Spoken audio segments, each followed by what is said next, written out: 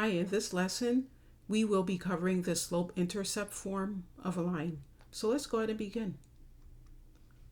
So the slope-intercept form of a line is y equals mx plus b.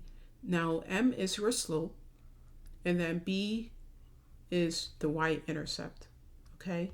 And remember that the y-intercept simply crosses at the y-axis, and the x-intercept crosses the x-axis, okay? So keep that in mind as we're going throughout this lesson. So let's go ahead and move on. Okay, so here we have a coordinate system, and let me see, we have the equation y equals 2x plus 2. Okay, and so I'm going to plot this 2, which is the b or y-intercept.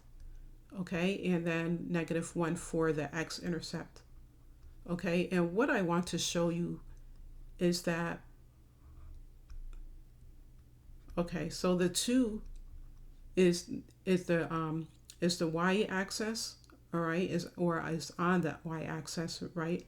And so this line is intersecting the y-axis as well as the x-axis, and the x is representative of this -1, which could hardly see since I blocked it, but the point at which a line intersects the x-axis is the x-intercept here, and the point at which a line intersects the y-axis is the y-intercept of the line, okay? So that's what that is. All right, so now let's go ahead and move on with some examples as far as how to find the x-intercept, y-intercept, and slope, okay?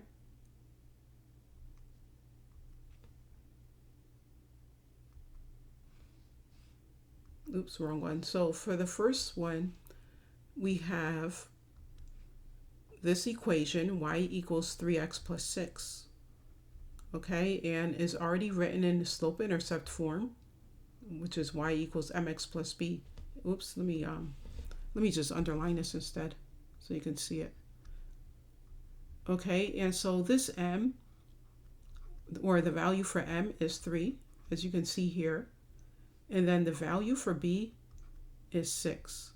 So remember, b is your y-intercept and m is your slope. So how do we determine what the x-intercept is?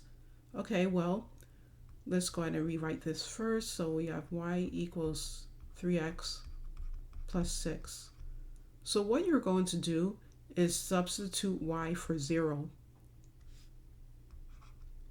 and bring everything else down.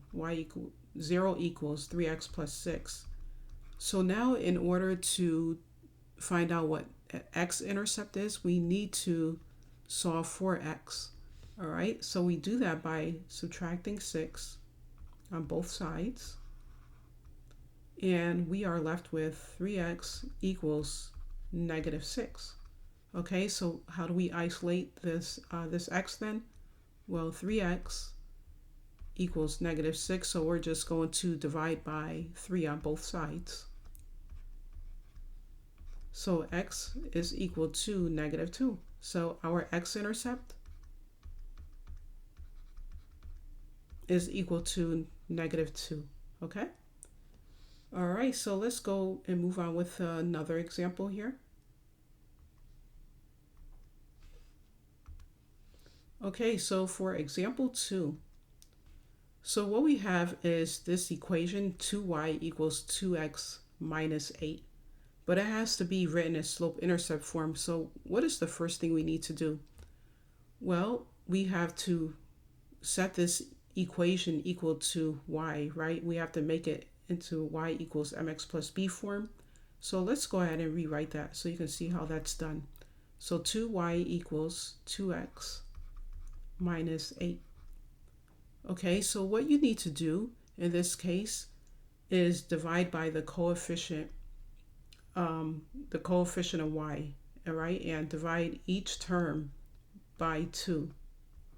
Okay, so now the 2's cancel, we're left with y equals 2's cancel again, x, -8 divided by 2 is -4. And notice we do not have a value in front of x per se, although it really is a 1. So just remember that, okay? So that means the slope is 1. and our y-intercept is -4.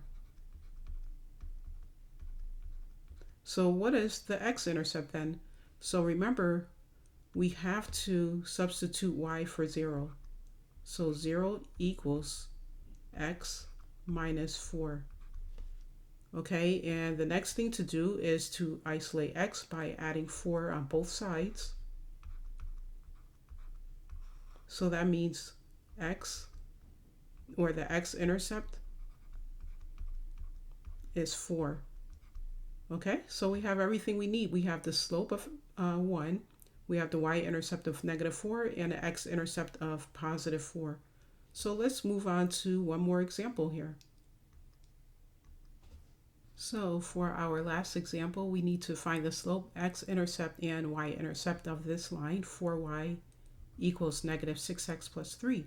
So let's go ahead and rewrite this to where it is in slope-intercept form. Okay, so 4y equals -6x plus 3. Okay, so we're going to divide by the coefficient of y and do that for each term.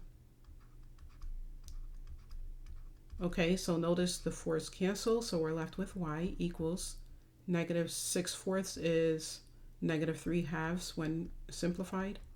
So -3/2 x plus 3/4. Okay, so already we have our y-intercept, which is 3/4. Okay, and we have our slope, which is -3/2. Okay, so we have so far the two things that we need, but we need one more, and that's the x-intercept. So how do we go about doing that? So what we're going to do is substitute y for 0. So 0 equals -3/2 x. Oops, I meant to put 3/2. 3/2 x plus 3/4. Okay, so the next thing you're going to do is you're going to solve for x, all right? So how do we do that? Well, we're going to subtract 3/4 from both sides. So that means we are left with -3/4 is equal to -3/2 x. Sorry about that. I just lost my train of thought there for a moment. Okay, so now in order to isolate x, we need to multiply, but we need to multiply by the reciprocal of -3/2, which is -2/3. So let's go ahead and do that.